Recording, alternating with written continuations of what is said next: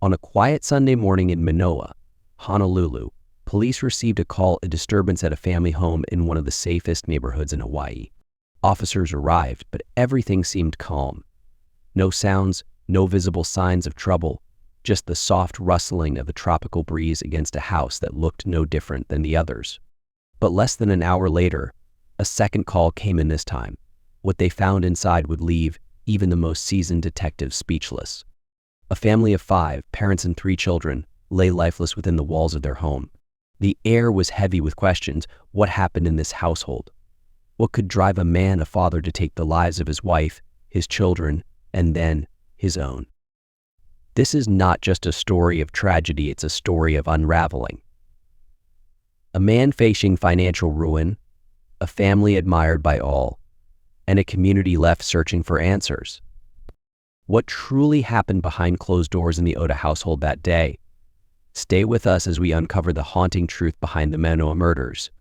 The Oda family was the picture of a close-knit household living in the peaceful neighborhood of Manoa, Honolulu. Paris Oda, a 46-year-old chiropractor, was a dedicated professional who had built a reputation for caring deeply for his patients. His wife, Naoko, 48, was a loving mother and a steadfast partner who supported her family through every challenge. Together, they were raising 3 bright and talented children: Sakurako, a 17-year-old high school senior with dreams of attending college; Orion, a curious 12-year-old with a passion for science; and Nana, a cheerful 10-year-old whose laughter filled their home. But on the morning of March 10th, 2024, this seemingly perfect family became the center of Hawaii's most devastating crime in decades. Police were called to the Oda residence twice that morning, responding first to a vague report of an argument and later to an ominous follow-up that led to a discovery that would horrify the entire state. Inside the home, officers found all 5 members of the Oda family dead, their lives taken in what would later be confirmed as a murder-suicide orchestrated by Paris himself.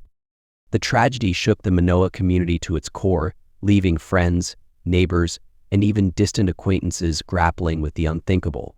How could a family so cherished and so seemingly grounded fall victim to such an unimaginable act? The answer lies in a chain of events marked by financial stress, personal despair, and decisions that would ultimately end 5 lives in one of Hawaii's darkest moments. Paris Oda was a 46-year-old chiropractor well known in Honolulu for his dedication to his craft. Patients often spoke of his calm demeanor and his ability to listen, a quality that seemed to mirror his role at home. Paris was a man who, from the outside, appeared to embody balance and stability. Naoko Oda, his wife of 20 years, was 48. Friends described her as a loving and gentle mother, fiercely protective of her children. She had a keen eye for detail and an appreciation for art, often seen tending to her carefully curated garden or hosting gatherings with homemade meals that celebrated her Japanese heritage. Together, Paris and Naoko raised 3 children in their Manoa home, a modest but welcoming space nestled in one of Honolulu's most picturesque neighborhoods. Their eldest, Sakurako, was 17, a bright and ambitious high school senior with dreams of studying environmental science. Friends said she was a natural leader, often organizing events at school and mentoring younger students. Orion, 12, was the family's inquisitive middle child. He had a passion for technology and spent hours tinkering with gadgets or reading about space exploration. His teachers called him a quiet genius with a world of potential ahead. The youngest, Nana, just 10 years old, was the heart of the family. Her boundless energy and infectious laughter filled their home. She loved animals, often begging her parents to adopt another stray cat or dog, and she never failed to brighten even the darkest days. The Oda family was admired by neighbors and friends alike. They represented a kind of picture-perfect unity, a beacon of warmth in their tight-knit community. Yet, beneath this exterior, cracks were beginning to form, invisible to those on the outside but all too real within the walls of their home. The Oda family were not just residents of Manoa, they were a part of its heart. Paris Oda was a respected chiropractor, known for his gentle demeanor and dedication to his patients. Many in the community sought his care, not just for his medical expertise, but for his genuine ability to make people feel seen and cared for. Naoko, his wife, was equally beloved, a devoted mother who balanced raising their 3 children with being actively involved in local volunteer efforts. She had a warm smile that could light up any room, and neighbors recall her as the one who always made time to check in, bringing meals to those in need or helping organize neighborhood events. Their 3 children, Sakurako, Orion, and Nana, were the pride of their parents and the neighborhood. Sakurako, a high school senior, was known for her academic excellence and passion for music. Orion, in middle school, had a talent for sports, often seen playing soccer in the park with friends. And little Nana, just 10 years old, charmed everyone with her love for animals and her artistic drawings that she often gifted to neighbors. The family's home, tucked into the lush green landscape of Manoa, was seen as a symbol of stability and success. Friends and acquaintances often described them as the perfect family, kind, hardworking, and seemingly untroubled. It's no wonder that when news of the tragedy spread, it was met with disbelief. To those who knew them, the Oda family represented everything good about their community. How could such a nightmare unfold in the home of a family so cherished? The question lingered, casting a shadow over the idyllic streets of Manoa. In the months leading up to the tragedy, a storm was brewing in Paris Oda's life, one that remained hidden behind his calm demeanor and professional smile. As a chiropractor running a small practice, Paris had built a reputation as a dedicated and skilled practitioner. Patients trusted him, and his business seemed to be thriving. But beneath the surface, cracks were forming, cracks that would soon grow into chasms. By early 2023, Paris found himself in mounting financial trouble. Unpaid taxes began to accumulate, and the weight of overdue payments pressed heavily on his shoulders. Public records would later reveal a series of liens filed against him, a stark indication of how dire his financial situation had become. But it wasn't just taxes. Paris had taken on significant debt, personal loans, business expenses, and what appeared to be attempts to keep his practice afloat in the face of dwindling income. As the months passed, these debts grew insurmountable. The interest rates compounded, creditors began calling, and the walls of his financial stability were caving in. Despite the mounting pressure, Paris kept these struggles hidden from many of those around him. To his family, friends, and even close colleagues, he maintained the image of a man in control. But inside, the stress was overwhelming. Court filings and financial statements would later paint a picture of desperation. Paris was staring at the possibility of losing everything he had worked so hard to build. In one particularly telling moment, Paris reportedly confided in a close acquaintance about his fear of imprisonment due to his unpaid debts. His words hinted at a man grappling with a profound sense of failure, not just as a professional, but as a provider for his family. Yet, even then, no one could have anticipated the catastrophic decisions that were to come.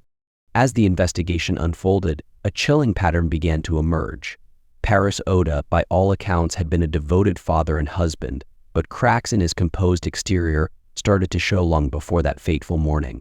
Those closest to him recalled moments of uncharacteristic behavior, moments that, at the time, were brushed off as stress or fatigue. Paris had confided in a small circle of friends and colleagues about his financial struggles. Mounting debt and looming tax obligations had created a pressure cooker in his life, one he seemed increasingly unable to manage. In hushed tones, he shared his fears of losing everything he had worked so hard to build. He spoke about the shame he felt and his haunting belief that prison might be the only way out of his situation. But it wasn't just financial ruin that weighed on him. In conversations with those he trusted most, Paris began to speak of a darker solution. Whispers of self-destruction turned into offhand remarks about not wanting his family to suffer through his failure.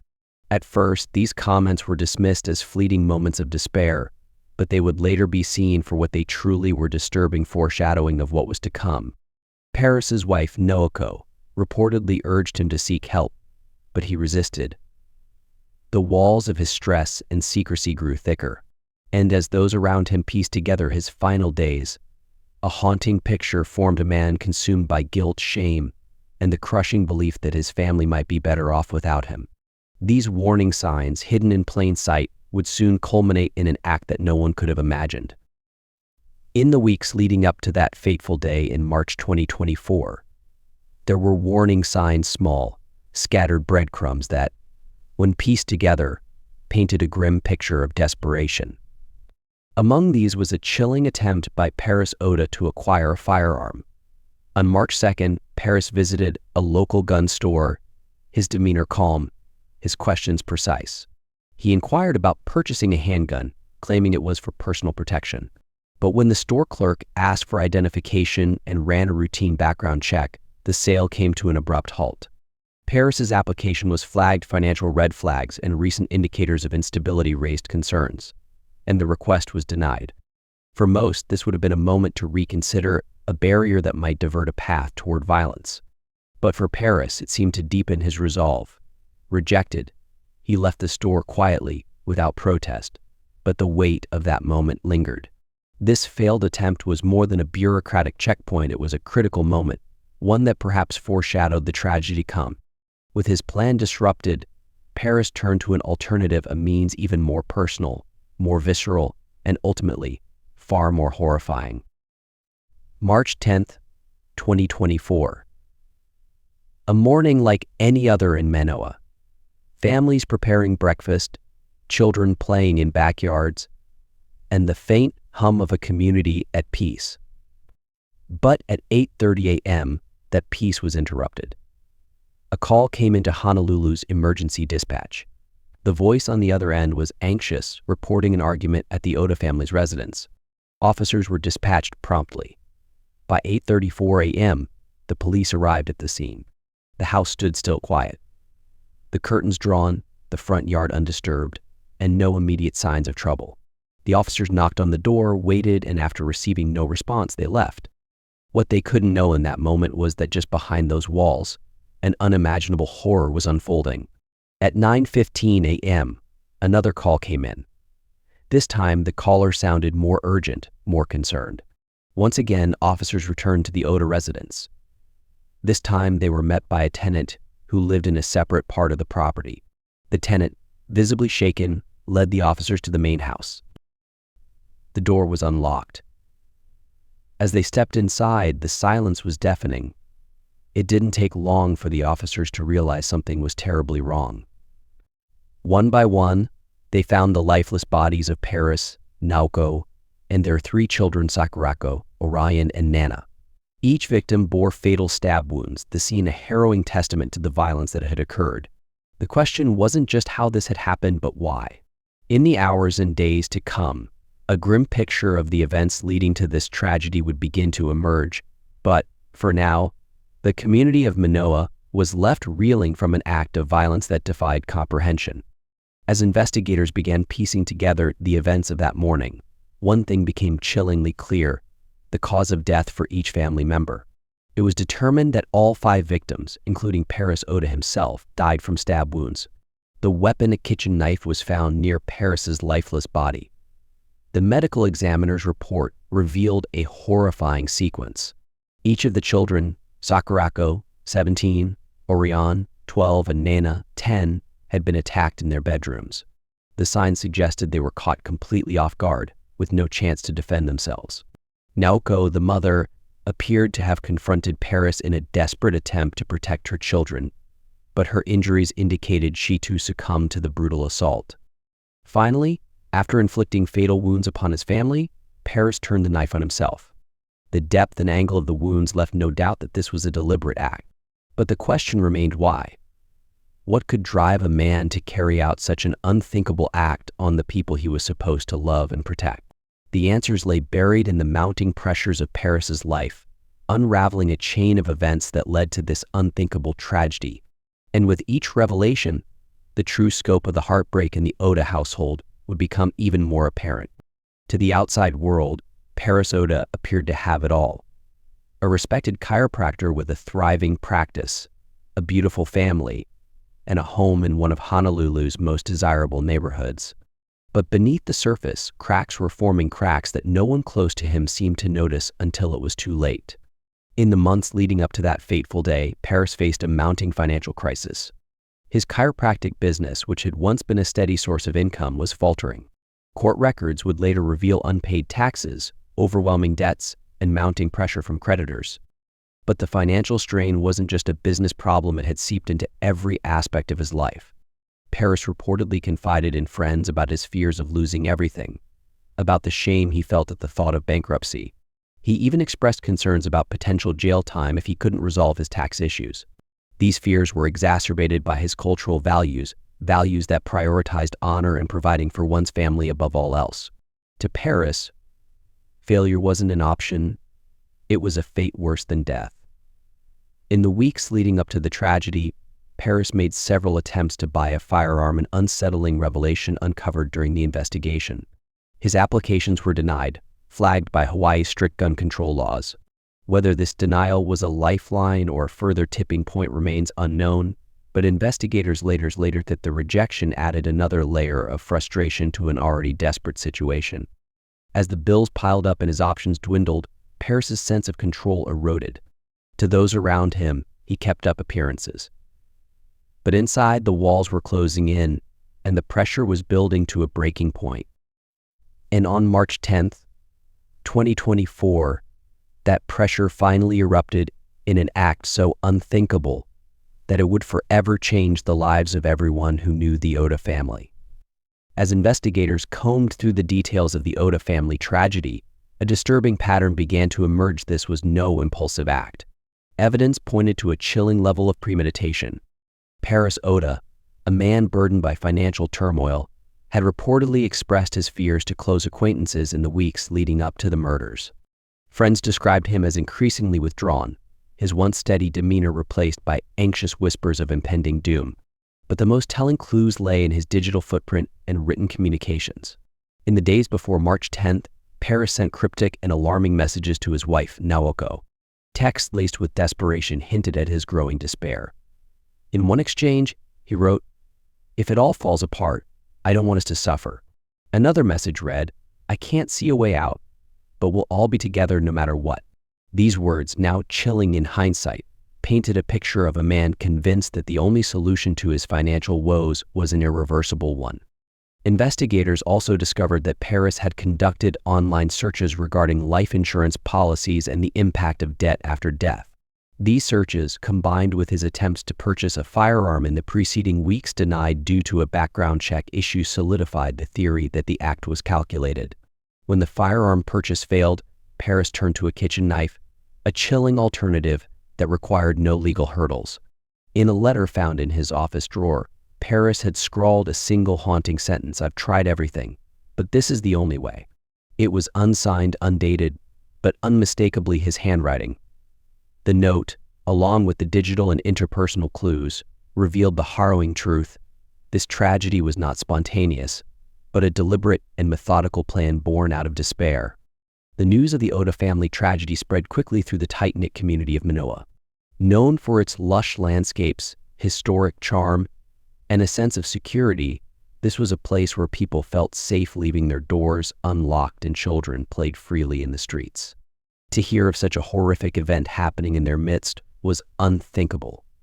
Neighbors who had shared warm conversations with Paris and Naoko were left reeling. Some spoke of seeing the children riding their bikes just days before, their laughter echoing down the street. Others remembered Paris as a devoted father, always at his children's school events, and Naoko as a kind and supportive figure in the community. Candlelit vigils began to form outside the Oda residence. Flowers, letters, and photographs piled up along the curb as a solemn tribute to the family. Strangers who had never met the Odas showed up to pay their respects, shaken by the sheer weight of the tragedy. Questions swirled in hushed conversations. How could such a well-loved family meet such a devastating end? What signs, if any, had been missed? For the children's classmates and their parents, the loss hit especially hard. Schools organized grief counselor and remembrance ceremonies, offering students a space to process the unthinkable loss of their friends. A soccer field where Orion once played was adorned with his jersey, surrounded by flowers and notes from teammates. But beyond the sadness, there was an underlying current of fear. If something like this could happen here, in one of the most peaceful places in the world, could it happen again? The once idyllic perception of Manoa was forever altered, leaving the community grappling with a new, unsettling reality. In the wake of the Oda family tragedy, the Honolulu community came together to honor their memory. Hundreds gathered for a candlelight vigil, their faces illuminated by the soft glow of candles. reflecting the collective grief and solidarity. The air was filled with hushed whispers and the occasional sob as friends, neighbors, and even strangers paid their respects. The local soccer community, deeply affected by the loss of the Oda children, held a special memorial. Teammates and coaches shared heartfelt stories, their voices trembling with emotion, remembering the joy and spirit the children brought to the field. A makeshift memorial grew outside the family's home, adorned with flowers, handwritten notes, and children's drawings, a poignant testament to the lives that touched so many. These gatherings served not only as a tribute but also as a reminder of the importance of community support in times of unimaginable sorrow. The tragic events in the Oda household are a chilling reminder of how unchecked mental health struggles and overwhelming financial stress can spiral into devastating outcomes. Paris Oda, described by friends and colleagues as a kind and dedicated man, was silently battling demons that few could see. His financial difficulties, a looming burden of unpaid taxes and mounting debt, became a weight too heavy to bear. But what happens when the pressures of life meet the stigma of seeking help? For many, the fear of judgment or appearing weak prevents them from reaching out. Paris's case underscores a heartbreaking reality. Financial stress is one of the leading triggers for anxiety, depression, and even violence. The signs may seem subtle: a withdrawn demeanor, erratic behavior, or expressions of hopelessness, but they can often signal a mind in turmoil. Mental health struggles don't just impact the individual, they ripple outwards, affecting families, communities, and sometimes entire societies. Access to resources like financial counseling, therapy, or crisis hotlines can make all the difference. Yet these tools are often underutilized, especially in cultures or communities where vulnerability is discouraged. This tragedy forces us to ask difficult questions. Are we doing enough to normalize conversations about mental health? Do we recognize financial hardship as not just a material problem but an emotional and psychological one? And most importantly, are we creating spaces where people feel safe asking for help before it's too late? The Oda family story is a heartbreaking testament to the cost of silence and the urgent need to prioritize mental well-being. In the wake of this loss, let us remember the importance of compassion, connection, and early intervention, for when we extend a hand, we might just save a life. Tragedies like the one that unfolded in the Oda household serve as a stark reminder of the vulnerabilities many families face when pressures become overwhelming. While no single solution can guarantee the prevention of such devastating events, there are critical measures that can be taken to reduce the risk and offer hope in moments of despair. First, access to mental health resources is vital. Early intervention for individuals showing signs of emotional or psychological distress can prevent crises from escalating. Programs providing free or low-cost counseling, particularly for families under financial strain, could make a life-saving difference. Second, we must break the stigma surrounding mental health struggles, especially for men. In many cultures, including here in Hawaii, societal expectations often discourage men from seeking help, associating vulnerability with weakness. Creating safe spaces and fostering open dialogue within communities can empower individuals to seek support without fear of judgment. Another critical factor is the establishment of accessible financial advisory services. Families facing economic challenges need tools and guidance to manage debt, develop sustainable budgets, and navigate options for assistance. Local governments and nonprofits could play a more active role in providing these resources. Additionally, stronger support networks within communities are key. Neighbors, friends, and extended family members are often the first to notice when something feels off. Encouraging a culture of checking in on one another, not out of curiosity but genuine care, can create a safety net during tough times. Finally, red flag laws and policies around firearm purchases, though not directly applicable in this case, highlight an important principle: identifying warning signs and taking action before they result in harm. In the Oda tragedy, Paris's unsuccessful attempt to purchase a firearm was a missed signal that could have prompted intervention. Comprehensive systems for identifying and addressing such warning signs must be a priority. This case is a heartbreaking example of what can happen when a family's struggles go unnoticed or unaddressed. While we can never rewrite the past, understanding these preventative measures is a step toward ensuring no other family has to endure such unimaginable loss. Because in the end, the safety and well-being of our communities depend on our collective willingness to act. The Oda family was a picture of tranquility, living in the serene neighborhood of Manoa, Honolulu. Paris Oda, a respected chiropractor, and his wife, Naoko, were known for their kindness and dedication to their children. Sakurako, a promising 17-year-old high schooler, Orion, a curious 12-year-old, and Nana, a vibrant 10-year-old with an infectious smile. But behind this outward perfection lay a storm brewing.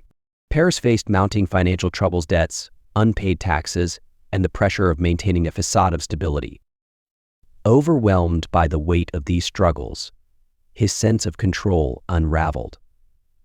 On March 10, 2024, what began as a typical Sunday morning ended in a shocking act of violence. 2 calls to the police revealed the horror: the lifeless bodies of Paris, Naoko, and their 3 children, all victims of a premeditated murder-suicide. Evidence uncovered Paris's escalating desperation, unfulfilled attempts to acquire a firearm, his deteriorating mental state, and messages that hinted at his inner turmoil.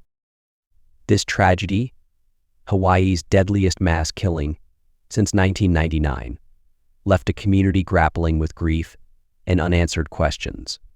It serves as a stark reminder of the devastating impact financial and mental health crises can have not only on individuals but on those they love the most. We'd love to hear your thoughts in the comments below. Don't forget to hit the subscribe button for more true crime content that keeps you on the edge of your seat. And remember, if you or someone you know is going through financial or mental health challenges, please reach out for help. There are always resources and people ready to support you. Stay safe and take care of yourselves and each other.